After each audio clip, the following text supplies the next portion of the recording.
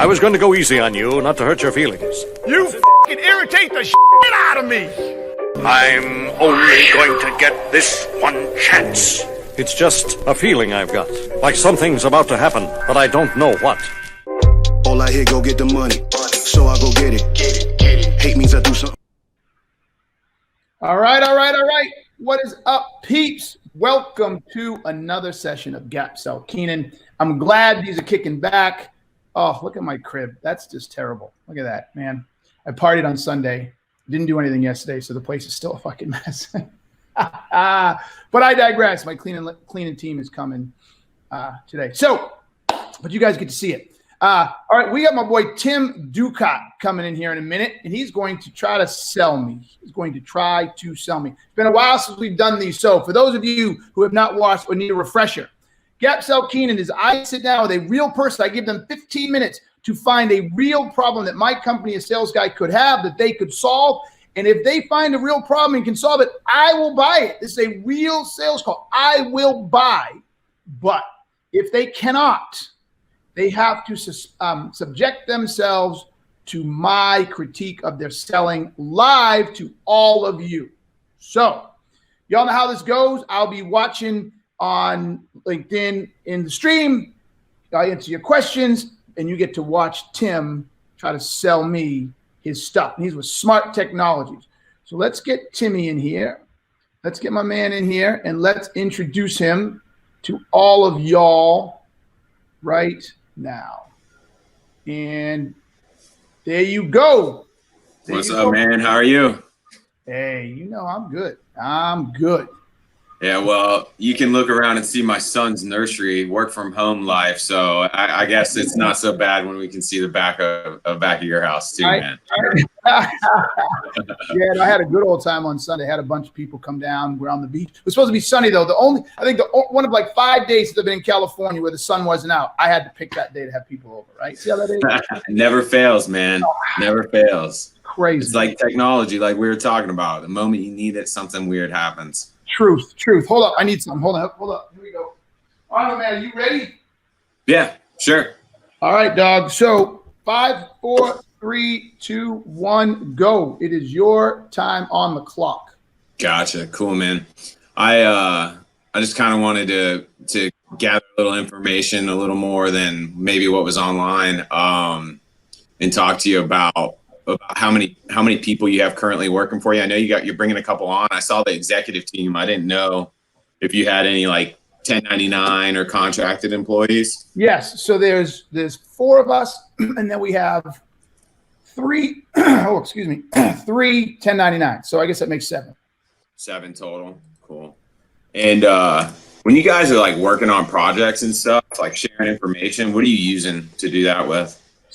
Primarily Slack. Yep. We use Slack, email. We do our projects in GQs, like our project task management GQs. So Slack, GQs, and yeah, there you go. I see you. Is it Dropbox that you share with when we do like the webinars? I've done a couple webinars with you. Yeah, we use Dropbox.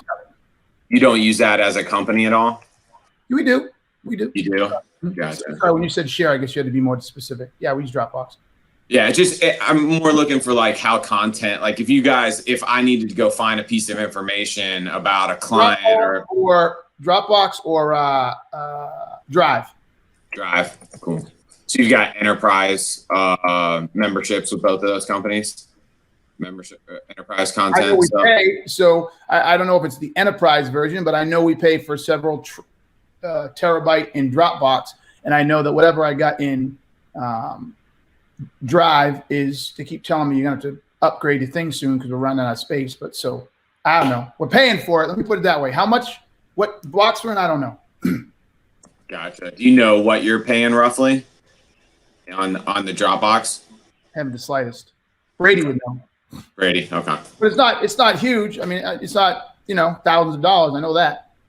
Yeah, I know there's some costs associated with it. I'm just trying to get a better picture of what that looks like. Immaterial. And look, I'm going to sound like a complete asshole for all those of you listening because I know we're in COVID and some people are struggling. But it's less than $1,000 a year, or it's around $1,000 a year. And so in my world, if it's only, a couple $100 a month or something, with all that I have to deal with, like that doesn't even make my radar. Not even crossing it. That's cool. Yeah, so have you ever, so revision control, so it has the most current revision, like as you're working on a document sharing between the team, is it only saving the most current document, or can you see like past revisions? Have no idea. So the better question you might want to ask, Steve. So I know where you're trying to go, but look for the problem first, right? So rather than asking me, hey, does it do this? Ask, have you ever had any version control issues? Have you ever lost any? Because the reason I'm telling you to do that is, let's just say it says yes, no, it doesn't, or yes, it does. It doesn't really matter what Where'd it it does. go? It's how has it affected me? So rather than asking that question, take and ask another question early and say, How are you handling version control? Have you lost any documents? Have you guys lost data, right? Is that where you were trying to go? Yeah, I think that is a great question, is how do you handle version control? Like when somebody changes a document, what does that look like for you guys? I just assumed it changes it right there, and we just move forward. So the reason I'm giving you the hint is version control inside a Dropbox or anything else, for me, has not been a problem at all. Gotcha. And that's kind of what I'm looking for, just to find out if there's even an issue to where there's a gap to see, Well, no, I know why. That's gap selling. That's your job. Find the gap. I know that, but I guess I'm trying to help you to figure out how to find the gap, right? Yep. 100%. Yeah. So just start thinking more about how people use it and start asking questions about how they use it, not asking questions about what it does. Okay. You see the difference? Yep. 100%. So the seven people between your contractors and the people that work for you, across how many locations are they? Well, consider I'm here in California, and 7. Let's just go with 7. So it's all remote. Yeah. Purely remote. Cool. Yeah. Oh, transparency is pretty important. Like being able to access the information at the right time. Yeah. Have you ever had any issues where like somebody needs to go to another person to ask them for the information because they can't find it in Dropbox? Yeah, I would say that happens. Yeah, I would say that happens. And I would say that primarily happens because I think our Dropbox folder structure, whatever you call it, folder structure, is that what it's called? Mm-hmm. Yeah. Is a fucking shit show. Shit show. Gotcha. And is that because like you name it one way, I name it another way, Brady names it another way? Is that how that's getting there, or what's like when we say shit show? What's that look like? How's it getting there? How's what getting where? Like how did it get out of hand? Like is it just a naming structure or how they're being placed into the files? Okay, so that's a little better question. In the future, simplify it. When I said it's a shit show, just say, can you walk me through why it's a shit show? Like, don't try to put too many words out there. Sometimes if I walk out, just tug me to keep going. Do you see what I'm saying? When you start putting words in there, you could get me thinking about answering your question rather than getting you the information you need, right? So I'm going to pretend you asked, why is it a shit show? And just walk me through the shit show. Yeah, ignore the rest. So it's a shit show because I started the company and I was too stupid to understand cloud storage. And so I would do everything on my hard drive and I would go back to my old school mentality. So when I started my company, it was just me and I would create a folder, right? I would call it, let's say, a sales guy. And then under that would be, let's say, consulting, and then say recruiting. And then I didn't have training at the time. And then under that, it would be, there'd be an operations one, you know what I'm saying? And it started out where I had this thing in my head, and then I joined Dropbox, and I don't even know why I joined Dropbox, but something clearly happened. Oh, clients were like, hey, we got to share shit. So then I joined Dropbox and started sharing some folders in Dropbox, and then I hired my first assistant, and she needed access, so then I created access to her, and then she started creating folders, but there was some of the stuff in there that I didn't want her to see, right? So I didn't give her total access to the whole sales guy folder. She only had access to some of it, because some of it was, let's say, for legal or finance purposes, and then I started and then I had another assistant, and then Brady turned into operations, and then we added the training, and then we added the speaking. And so just, day after day, month after month, year over year, it just got put all over the fucking place, right? So now I have the folder sales guy that I originally have, but then underneath we have a sales guy operations, which my team uses, but there's still stuff in the other one. And yeah, that's why. So complexity became an issue as more people joined. What has security been an issue? I heard you talk about, like, does access to information ever been an issue? Not to my knowledge. Ask Brady. Brady, if you're paying attention, text or say or something. Let me know if access to information. If you define access to information. Like, has anybody ever got to a document that maybe you didn't want them to see? You said there was some stuff that. See, we got to get you to be more clear in your questions. Okay. Like when you say access, that is a broad ass motherfucking term. Gotcha. Right. So here's more coaching. Ask a very specific question that says, has anybody you didn't want to see a document got to that document? Like, that's much more powerful question than is access an issue. Plus, that's all too open. Yes, too open, number one, but I don't mind open-ended questions. Open-ended questions or closed-ended questions are fine. What I want you to think about, though, is you got to be specific, right? Like the first one is, does anybody have access? That could go anywhere. And that's also asking me to self-diagnose. Gotcha. Right? But if you say, has anyone ever got to a private or secure or document they shouldn't have seen and they saw it? Mm-hmm. Okay, that's a very direct question. That is a direct problem. Do you see the difference in those two types of questions? And they could take you entirely different areas. If someone says yes, that's a motherfucking field day for you. Mm-hmm. Right? So again, be more specific in the types of questions you're asking. More pointed. Gotcha. Okay. So the answer to that question is no, not to my knowledge. And if they have, I don't know. And I'm just trying to think. At the end of the day, there's really nothing. There's really nothing that.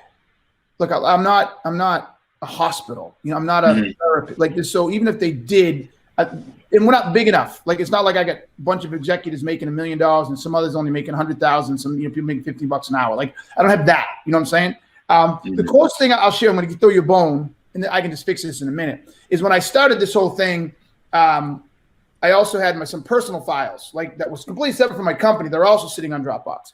And so I do think sometimes when I'm putting stuff in there, I got to make sure I don't cross them up or accidentally create access. And then people can see some of my personal shit that they just do not need to see.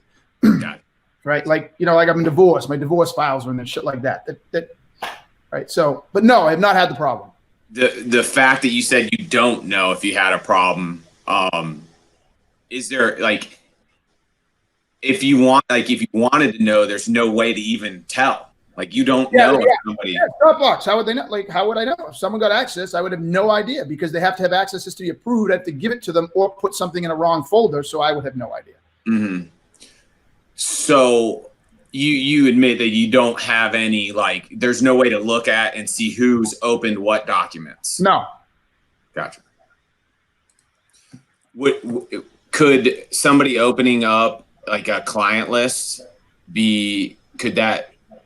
could that be an issue? Like, if somebody knew your whole client list, like a disgruntled employee? No. Okay. Not big enough right now. Plus, everybody pretty much has access to Salesforce. They would see the client list anyways. Gotcha. Is Salesforce kind of where you guys live mostly in when looking for information? I know we said Dropbox in Drive, but is that like where you live, like your employees daily? Like, is it what is open most of the time? All of the above. So my sales team lives, Rachel, and I live in Salesforce for customer-facing shit, right? Mm-hmm. And for operational stuff, we use Dropbox a lot. So, you know, look, we create a lot of videos, right? So, although I need a new video editor, anybody listening and is a video editor and wants to edit video someone else did, hit me up. I'll give you some work because our video editor had an issue. So first we have a lot of video. So for example, perfect example of how we would use it from an operational side. This is being done right now. Then the video editor will take it and do their fancy stuff and put it in smaller clips. Well, we've done 23. This is going to be this is the 23rd of this one. So then you got to go in and find which episode. So episode 1, 2, 3, 4, 5, 6, 7, all the way to 23. Then within that, there can be 3 or 4 or 5 different cuts. But within that, there's the original. And so making sure that all gets into the right folder and someone can find that. So that's how we use it operationally, is we just put all of either the videos or the documents or the processes or the contracts, you know what I'm saying? all go into different folders in different places. So operationally, we use it that way. And then as far as running the business day to day, we just bounce back and forth. I have no idea why, but probably just got started that way between Drive and Google. I mean, between Dropbox and Drive. So indexing the files, like searching for them, how much time would you say you spend, like when you go to look for something, how much time is involved there? Generally speaking, not too long.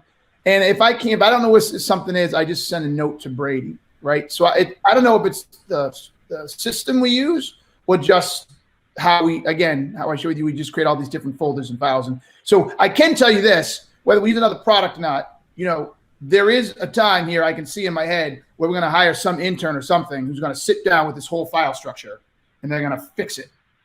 That's going to happen. That's going to happen. So that, to me, like, it screams indexing, like to have that information to empower that document or that stored document is how to find it is sometimes an issue. There's seven people that could be looking for something, and you might only spend, what short time would you say that's 30 seconds, a minute? What is a short time they spend looking for something? Yeah, I don't know. And I know where you're trying to go here. And if we were bigger, I might consider you trying to go here, trying to put a number on how much time we spend. But because we're so small, that's not going to get on my radar, right? Mm-hmm. So here's another way I would have asked that question, right? I would have asked, has anybody in your company complained about, right? Has anybody ever said to you or complained, or are you hearing grumblings within your team that they can't find shit? Yeah, is access, is anybody complaining about access to information? Not to me. No, maybe to Brady, right? Mm-hmm. So this is more we have this conversation, the type of information you want. Brady might have been the person to talk to because she's my operations person. She spends more time in this than I do, and she has to coordinate the whole company. Like Brady's the genius, so she's coordinating everybody. So I'm in many ways I'm like her bitch, and I work for her because literally she deals with me here, and then she deals with our marketing team over here, and she deals with sales over here, and she deals with other stuff here. You know what I'm saying? So she's doing this more than anybody. Yeah, definitely. Operations is usually where I live. Somebody that's gonna, because I know you've said this before. Most companies are process companies, and it's about finding that process between sharing of information and recall of information. I know a Dropbox file structure can get, like you said, it can become a shit show really quickly. And looking for stuff, I can be lost in there. And that's why I wanted to kind of find a number for you. And I know you said the $1,000 for the Dropbox is nothing. But when that $1,000, if we looked at the time spent looking as it adds up, it could become pretty big pretty quickly. Yeah, not for 7 people. And here's the other thing I would teach you, right? So we're at 18 minutes. You've asked some good questions. I like where you're going, but here's some of the feedback I would give you. The first one is I would spend some time, and I don't know exactly where, it depends on who I'm talking to and how the conversation goes, but I would spend some time getting a better understanding of what type of content is created, how frequently content is created, and how frequently people try to access the content, right? Gotcha. So I would try to get a little better understanding of what's actually going on with in how content is used in their organization. So for example, if I'm a law firm, right, I'm creating content constantly, right? So I don't even know if this is a good target or a good ICP, but it feels like one, right? Yeah, right? He's like, it is. See how I got there like that? So I got there like that. And how did I get there like that? I started thinking, okay, this just isn't a structure play. This isn't just a content play. It's more about how much is created, how valuable that content is in their day to day, right? So if you think about my business, my content in my business isn't that valuable day to day, right? Because basically what we do is we're consulting, recruiting, and training, right? And speaking. Well, I don't create new speaking things every day that I need to get to in the future, right? I don't do that, right? I don't have any time locks against the type of information. I don't have to get that to a court. I don't have to get that to government. I don't need that to make some sort of compliance. Do you see what I'm saying? Mm-hmm. So from the speaking side, it's not that, I don't say retrievable. It's not something I got to find regularly and other people to find. From the consulting side, a little, but because it's per client, once I create one folder for that client, as long as I know where that one folder for the client is, again, it's not hard to find. Do you see what I'm saying? One thing I had a problem with was thinking when I before this was discussing your content or the content that you're allowing people to search for on your website. Oh, okay. See, okay. Wait. That, You mean content for people who aren't in my organization? correct. Go there. I'm going to give you 3 more minutes because you didn't do anything about that. You didn't ask anything about that or even suggest I need to be thinking that way. Gotcha. So the platform that I wanted, I know people can put in a form request for information on your website, right? They can can they request information from you? Yeah. What's that process look like on your end? How do they handle that? What's that? It's HubSpot, and the information that they can request comes to a HubSpot form, and normally it's some type of content that we attach to the HubSpot form. So you have to physically go get that and give it to the person that requested it? No, when we set up the page. So all right, there's 2 ways. If somebody goes on and says, hey, I want this ebook that you guys created, or I want this that you created, then yes, if that's something we don't know, then we attach that to a HubSpot form. They fill out the form. It triggers an automatic email. Attached to that automatic email is the form.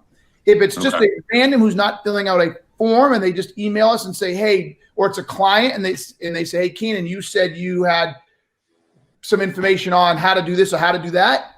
9 out of 10 types of that information is ebook or a tool that we have in one single spot that everybody knows. They're finite and everybody knows where to go get those. So when you say everybody, do you mean everybody in your organization or everybody that you work with? Everybody in our organization. So how often are you getting those requests though that have to be handled that way? Almost never. Almost never. Okay. Because what we do for those people outside of the organization, it's very structured. So we know, I'm making this up. We've got 22, we even promote it. We have 22 ebooks and 12. Oh, that's my cleaning lady. Come in. Oh, shit. Hold on. Shoot. So yeah, I got to clean up this mess, right? So they know what they're looking for. They know what they're trying to get when they build it, right? Or when they request it. There is no situation I can think of that somebody from outside the organization would request a certain type of document or information that wasn't built just for them, or that they already can't get through a form that we'd have to go look for, right? The few times I would think is maybe my accountant asking for something from tax perspective. Well, I know where to find that. But like, again, it goes back to what I was saying before. We're not in an industry where, let's say someone says, hey, can I see your aviation records, right? Or someone would say, we need to see your compliance records for X, Y. Like, we don't have anything. We're outside parties that we weren't expecting that would ask for information that's not publicly available. We haven't already made available to the public in a process that is automated. So, but empowering on the client end, we're searching for data, empowering them to quickly access that data. What type of data? Because I see where you're going, but I don't think you understand my business well. But maybe I'm wrong. Be specific. What type of data do you think my client would ask for that I might have a hard time finding? Yeah, I mean, just like a pick. Like, for instance, you have a few the pick chart, the quadrant, placing companies in the quadrant. There's a bunch of different content that you have, and as your sales guy, you grows. I can just see. For me, I'm getting a little outside of the. No, you're okay. Go. Right now. It's good. Yep. So as me as a person, if I came to Sales Guy U, which I probably will be coming to, is if I want to go search for something, if the data is indexed and I can search within those fields, like if I want something on prospecting that has to do with problems, and I put those 2 filters on it, and everything that's in your system pops up that has prospecting and problems, I've now Google readied every bit of information within your system for the outside user. All right, so I'm gonna do something backwards for you. So this will help better. So I'm gonna step out of you trying to sell me, and if it goes into that, you're a good man. Okay. So what I'm saying to you is, right now, if you want something from me as a client, hey Keenan, you said the pick. Let's go with the pick. Yeah. That pick chart right now is sitting on a landing page in HubSpot So Correct. I don't even go into my internal system. I just say, hey, Tim, I send you a link and you fill it out, right? And if you've been a client long enough, I don't want you to fill it out. I know exactly where it is to send to you, okay? Mm-hmm. So as a client, you don't have to go in. There isn't a place where you would go in and want to start searching our content. Our content all sits on our homepage, on our website. It's called a Sales Guy U. If you go to a Sales Guy U, you'll see it. It's just all there. And you just click on the one you want and here it comes. Now, Gotcha. would there be value, I guess, in someone showing up on our homepage and clicking product and this and that? Probably, I guess, but it's not that much content. And I think in a lot of ways, the idea that people just read through like, oh, that one's cool. I didn't even think about that one. There's thumbnails, there's a description, there's a see more and learn more about it. So from that type of stuff, I don't know that it could create any more value, right? So Yeah, if I'm missing something, tell me. No, we're tracking together. I think that it's really important. The recall of information, how you talked about it, the production and recall of information, how many times that happened is where the gap keeps getting wider and wider. It would be about that access of information for the people like me going to your website and making that user experience better, making it easier as your Sales Guy U grows. It's not going to be 4 or 5 forms. I could see you building this to where this is for real, a university where you're going. Well, right now, you haven't seen it. So right, that's a disadvantage to you right now. You haven't seen it, right? But if you go to my website, it says Sales Guy U right there, right? Yep. So it's got, I don't know, 20 pieces. Those of you who are listening and want to take a look, it's got like, I don't know, 20 ebooks. And there's you go in and you see them. And it's a thumbnail. And you see a little picture and a description. You can scroll right down. So again, do I ever see a Sales Guy U having thousands of pieces of content? No. Gotcha. No. Right? And we're not doing that much. There's a perfect question. See, now think. This is where you got to start thinking out of sell mode and in the learn mode. Because you made an assumption. This is all right. Everybody pay attention. It's a big win for Tim right here on how he sells. You literally said, look, a Sales Guy U is not going to say small forever, and it just says a couple of pieces of content. First, it's got more than a couple, but less than 1 million, right? But secondly, you should have asked this question. How much content are you adding to a Sales Guy U on a regular basis? Quantify it. Like, not even just quantify it, but understanding the process, right? Right. And so then you can start to determine how much content's out there now, how much are you adding regularly, how many visitors come. Start trying to diagnose to get to the problem, don't try to imply a problem exists. Yeah. Or if I say I don't have a problem now, then say, okay, great, but just get away from how many people are assessing, because I told you I don't have a problem. So you can't try to make me see a problem that isn't there by saying, well, how many people are assessing it? And can they find the information? No one said anything. But what you could say is, how much content are you adding, right? Has there been a time you ever got an email from someone saying, I can't find something? Because that's never happened, right? So at least you can start digging into that and say, okay, eventually, what are you going to do when you've got 200 pieces of content, right? Yeah. I needed to understand you. I should have been asking questions to understand your business better rather than lead you into that. I think just this being live on LinkedIn, you want to find that problem so bad. I think I got outside of my normal flow. Okay, that's all right. Look, here's what I'll tell everybody. That's why everybody watches, everybody listens, and I hope everybody sees value. But the whole point of this is for people to see how different gap selling is and help you learn to get to the next level from gap selling. Everybody thinks that the types of you ask some good gap selling questions and others not so much. But it's funny how much people think gap selling is just asking those stupid, high level questions, and it's not. It's actually asking questions in a story format kind of way to get me to be introspective about my own business and go through my business process in my head, and you guide me on this guided tour. You know what I'm saying? And what I noticed you did several times is you tried asking questions to fulfill a product-centric mentality, right? So you were asking questions, and it's like they weren't specifically product-centric, but that was sort of the motive, right? Yeah. To find out if I could use your product. I want you to ask questions to get to my problem. Pretend you don't have a product.